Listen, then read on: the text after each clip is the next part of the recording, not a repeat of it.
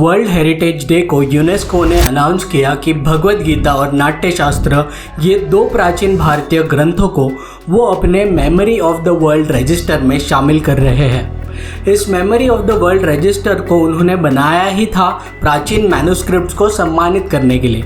और होना क्या था, यूनेस्को ने जैसे ही ये अनाउंस किया तो लोग तो खुशी के मारे फूले नहीं समा रहे हैं। सोशल मीडिया पे लोगों का हाल ऐसा है जैसे उनका जीवन सफल हो गया हो।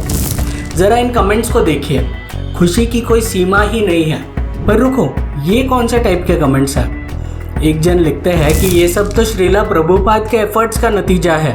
ये वाला कमेंट देखिए, आचार्य प्रशांत को इसका फुल क्रेडिट दिया गया है, जैसे अगर आचार्य प्रशांत नहीं होते तो भगवद गीता की तो कोई पहचान ही नहीं थी। मतलब सीरियसली अब मैं क्या ही बोलूँ।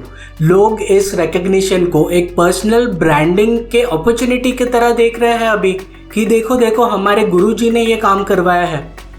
अरे भाई, ये गीता है, ये किसी इंडिविजुअल की प्रॉपर्टी नहीं है और इसका महत्व किसी लिस्ट या लिस्ट बनाने वाले यूनेस्को से डिफाइन नहीं होता है। आज के इस वीडियो का सवाल है कि कब तक हम दूसरों के अप्रूवल के पीछे भागते रहेंगे, कब तक किसी वाइट ऑर्गेनाइजेशन के सर्टिफिकेट का इंतज़ार करेंगे अपनी ही लेगेसी पे प्राउड फील करने के लिए।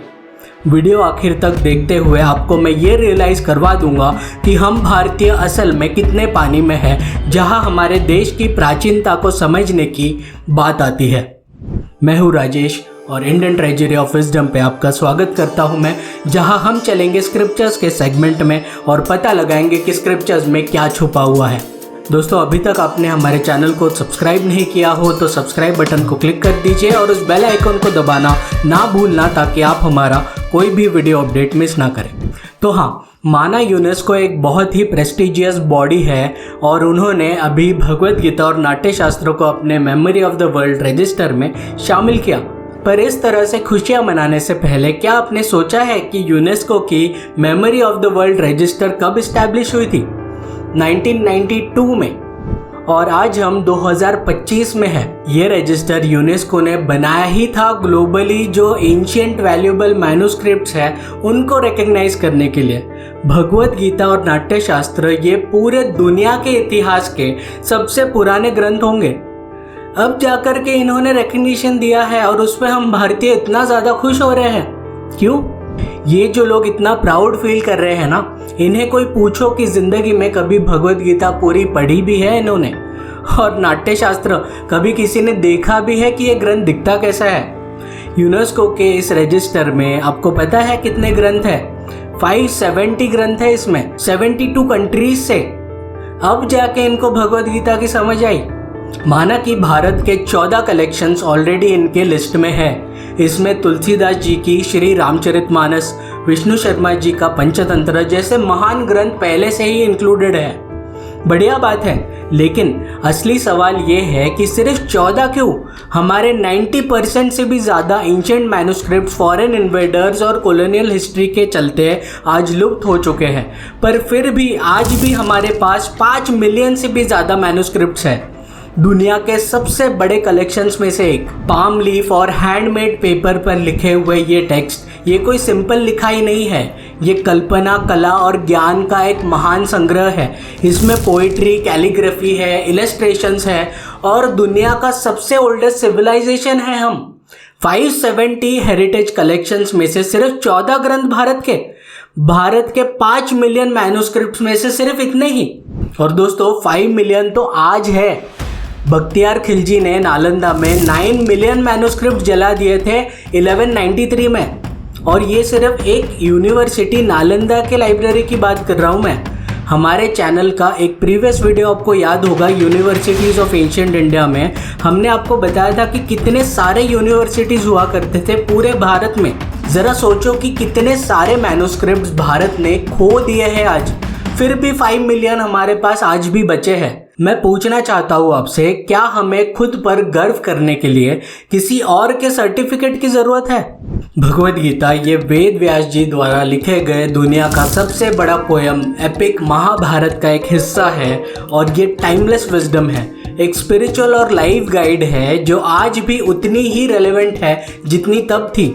ये तकरीबन 100 से भी ज़्यादा भाषाओं में आज ट्रांसलेटेड है। लेकिन आप दिल पर हाथ रखकर बताना कि आप में से कितने भारतीयों ने सच में इसे पढ़ा है।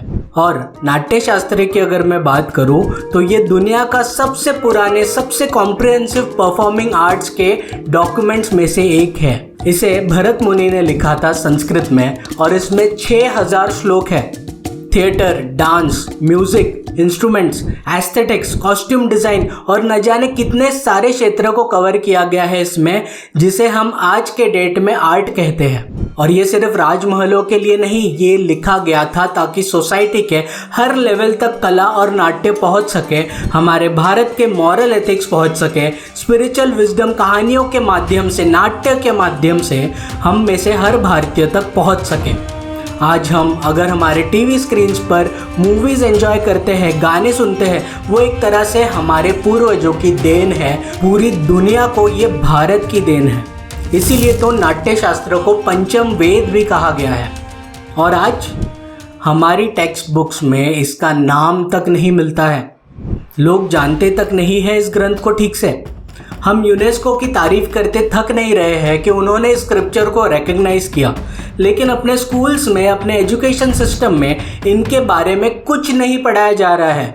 ज़्यादातर भारतीयों को नाट्यशास्त्र एक फैंसी थिएटर का बुक लगता है।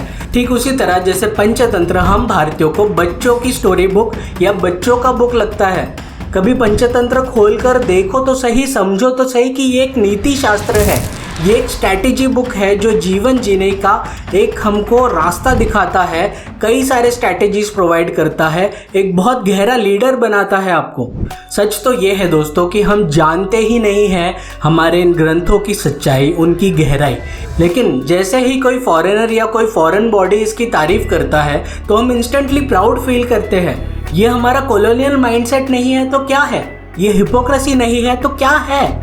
अरे ज़रा सोचो, जहाँ दुनिया के कई सिविलाइजेशंस और रिलीजन्स धरती फ्लैट है या गोल, इस उलझन में फंसे हुए थे, हमारे इंडियन साइंटिस्ट आर्यभट्ट और ब्रह्मगुप्त जैसे अर्थ से मून का डिस्टेंस, मून से अर्थ का डिस्टेंस, मून का डायमीटर, अर्थ का डायमीटर, ये सारे नाप चुके थे ऑलरेडी। सुश्रुत जैसे ऋषि प्लास्टिक सर्जरीज कर रहे थे और आज हमें किसी के सर्टिफिकेट की ज़रूरत पड़ रही है खुशियाँ मनाने के लिए। इंडिया ये हमेशा से एक सिविलाइजेशनल क्रैडल रहा है पूरी दुनिया का, एक ऐसी धरती जहाँ सच्ची नॉलेज, सच्चा स्पिरिचुअलिटी और इटर्नल विजडम जन्मा हो। और हमने क्या किया इस चीज़ का? मुझे बताइए एक ऐसे ग्रंथ का सेट जिसमें epistemology, realism, ontology, quantum sciences explore करने जैसे सब्जेक्ट्स, ऐसे सब्जेक्ट्स जिसमें ग्रेविटी से लेकर परमाणु की बातें की गई हो, हमारे एग्जिस्टेंस की बातें की गई हो, नेचर के प्रिंसिपल्स की बातें की गई हो, एस्ट्रोनॉमी के रिसर्च से लेकर के सोशल इकोनॉमिक्स की बातें लिखी हुई हो, हमारे पूर्वजों की मेहनत, हमारे षड दर्शन, इनको हमने आज क्या किया है? इनको उठाकर हमने किस सेक्शन में डाल दिया है? गेस करो। फिलोसॉफी के सेक्शन में, किसी आर्ट्स के कॉलेज में ऑप्शनल सब्जेक्ट्स में आपको धूल खाते हुए मिल जाएंगे ये ग्रंथ। ये हालत है हमारे ग्रंथों की, हमारे स्क्रिप्चर्स की। हम बड़े प्राउडली फील करते हैं कि ताजमहल, अजंता केव्स जैसे 43 साइट्स भारत के यूनेस्को वर्ल्ड हेरिटेज में है, लेकिन आप में से कितनों को पता है कि भारत के पास 3700 से ज़्यादा डिक्लेयर्ड आर्कियोलॉजिकल साइट्स हैं। इनमें से ऐसे कई अचंभित करने वाले आर्किटेक्चर आपको मिल जाएंगे जिसको आप एक्सप्लेन तक नहीं कर सकते हो। ये कारीगरी देखिए, इन पिलर्स की फिनिशिंग देखिए। क्या आपको लगता है कि हथौड़ों और छन्नी से बनाए गए हैं? इन 56 पिलर्स को देखिए, इनमें से म्यूजिकल इंस्ट्रूमेंट्स की आवाज़ें आती है। ये मॉन्यूमेंट्स देखिए जिनको अर्थक्वेक से भी कोई फ़र्क नहीं पड़ता है। और सबसे इम्पॉर्टेंट बात ये है कि हेरिटेज ये सिर्फ एक बिल्डिंग या एक ग्रंथ नहीं होता है, ये एक कल्चर होता है, कलेक्टिव एसेंस होता है। ये हेरिटेज मंदिरों की दीवारों में है, प्राचीन कार्विंग्स में है, लोक नृत्य में है, रीजनल डेलिकेसीज में है, ओरल ट्रेडिशंस में है, हमारे जीवन के हर पहलू में छुपा हुआ है। सच बात यह है कि हम सब इस पवित्र भूमि भारत में जन्मे हैं।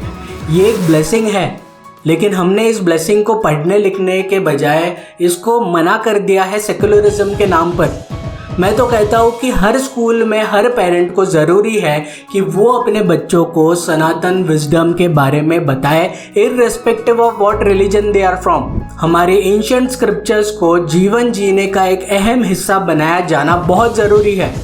फिर से इंडिया को एक ग्लोबल लाइब्रेरी बनाने की ज़रूरत है, क्योंकि सच ये है कि भगवद गीता को किसी भी यूनेस्को के मोहर की ज़रूरत नहीं है। ज़रूरत तो हमें है हमारे ग्रंथों को पढ़ने की, समझने की और जीवन जीने की उनके हिसाब से। मुझे कमेंट सेक्शन में ज़रूर बताएं कि आज जो भी हमने डिस्कस किया उससे आपने क्या सीखा। वीडियो अगर आपको अच्छा लगे तो इस चैनल को वन टाइम सपोर्ट करने के बारे में ज़रूर सोचें। वीडियो को लाइक कर दें और अपने दोस्तों के साथ शेयर ज़रूर करना। और हाँ, अगर आप जानना चाहते हो कि एंशिएंट इंडिया में कितने भव्य यूनिवर्सिटीज़ हुआ करते थे तो हमारे इस वाले वीडियो को ज़रूर चेक कीजिए। हमारा कंटेंट अगर आपको अच्छा लगता है तो चैनल को अभी सब्सक्राइब करना ना भूलना। वीडियो देखने के लिए बहुत बहुत धन्यवाद आपका। मिलते हैं अगले वीडियो में, तब तक के लिए नमस्ते।